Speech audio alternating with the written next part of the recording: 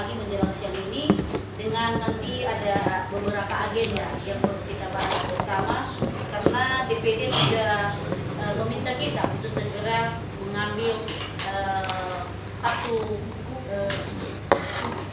penjaringan untuk Cakada untuk 2020 nantinya.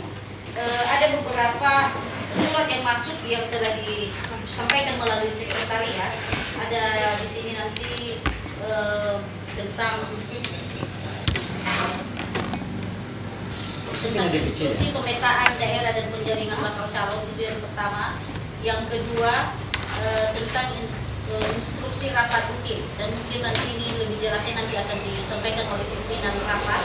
Dan yang berikutnya adalah mengenai undang-undang yang telah dikirimkan oleh DPD untuk kita semua dan untuk kita dapat melaksanakan bersama.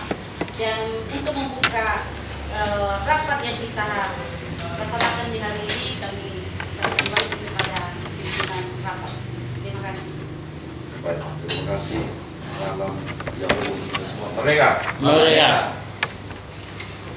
Terima kasih waktu yang telah diberikan oleh sekretaris. Dua. Pertama sekali kita ucapkan terima kasih kita boleh hadir pada pertemuan kita kali ini, karena ini dari kita dan oleh kita beberapa teman-teman kita, di antaranya satu Pak Maninda sedang menuju tempat ini, Pak Abbas Sarti baru pulang dari Medan, beliau memenuhi rapat komite di Botol Joy, dan tadi katanya dari kemarin juga kalau sempat itu selesai nanti beliau akan menuju tempat ini. Kemudian Ibu Jenny, mau beri mana Pak Malai?